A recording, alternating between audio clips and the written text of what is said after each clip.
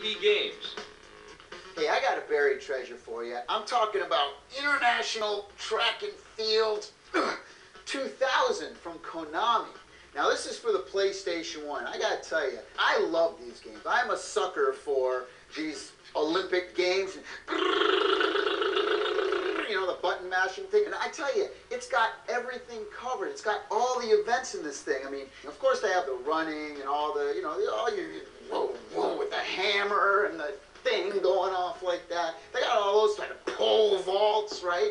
The sound is really good. You really get a sense of the crowd cheering, and as the event is about to start, all quiet down and everything. The music's actually not as cheesy as most of these games are. This is actually, the music's actually kind of almost okay. I tell you, this one really did a great job at getting the whole Olympic feel going on, and it really didn't get mentioned too much. I'm talking about International Track and Field 2000 for the PlayStation.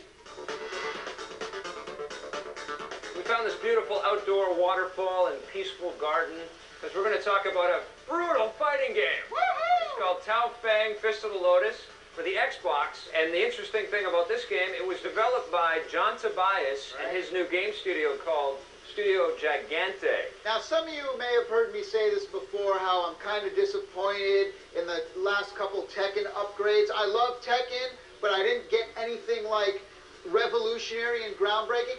This game is what I was talking about. You've got characters that actually have limb damage and get hurt as they're going through the fight, and they get physically altered, and their fighting maneuvers change as they go through the game and get hurt. If you get hit in the arms too much, that's right, your punches won't have as much effect. I gotta say this though before we go any further. The women? Show me your moves, and I'll show you mine. I'm into Dead or Alive Extreme Beach Volleyball. On a scale of 1 to 10, the breast jiggling in there is about an 8, 8.5. This, I gotta say, is an absolute 10. If you care nothing about fighting games, it doesn't matter. Go out, rent this game, put it in. Your desire to battle arouses my inner passion. I will fight you. The action in this game is fast and furious. It's reminiscent of Mortal Kombat. That's what John Tobias got to start, so you get that sort of Mortal Kombat feel to the controls, which I'm not a particularly enormous fan of, but it still doesn't detract from the fun. But the things that you do in this game, fighting-wise, are unheralded. They're absolutely phenomenal. Destructible environments are incredible. And there's pulls in the levels, and you can push one of the trigger buttons, and you can wrap around the poles, and you're hitting guys. But you can also bounce off of the walls as well. That's right. Basically, anything that you can see in the world, you can interact with. It's one of those fighting games where you don't have to necessarily go in and learn 3,000 different combos. You can do that as well, but you get to see the cool stuff just by button mashing as well, and I love that.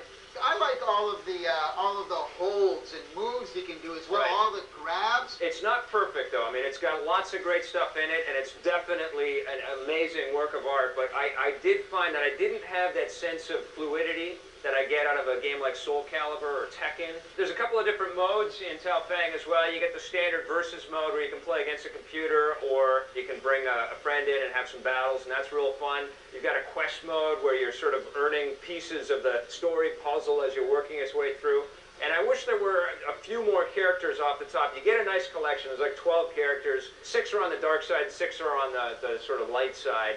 I did love the environments, but I really wish that, like Dead or Alive, you could keep busting through walls and keep exploring and finding new pieces. You know what Tao Feng translates to? No. You know what that stands for? What does it stand for? Jiggly boobs. Oh, really? Yeah, that's an ancient Tibetan translation. I wasn't aware that you've been studying ancient Tibetan Oh, languages. yeah. I'm giving it a 9. I'm going to give it a 9 as well. On the positive side, this is graphically the best fighting game the world has ever seen. The moves and counterattacks are absolutely phenomenal. But the best part of Fang Tang, whatever it's called, is the jug jiggling. On the negative side, I wish you could bust through the environments like you could in Dead or Alive 3. The control is a little bit too much like Mortal Kombat, so it's not quite as fluid as something like Soul Calibur or Tekken. And to tell you the truth, the jiggling can be a little bit distracting, and you can get beat up really easily. Oh, wait. Today on Judgment Day, we took a look at Unreal 2: The Awakening for the PC. This is a great-looking first-person sci-fi adventure, but the story's a little bit bland. On the GameCube, we looked at Ghost Recon. It's great to see a tactical shooter on the GameCube, but this version of the game is so much weaker than the Xbox or PC versions, it's embarrassing. On the PlayStation 2, we looked at Pride FC Fighting Championship. Pound for pound, this is the best mixed martial arts game you can find, especially if you like fighting with sweaty guys in short pants. On the Xbox, we looked at Tao Feng, Fist of the Lotus. This is a beautiful and innovative fighting game, but the excessive jiggling may be a bit distracting for some people. Tommy.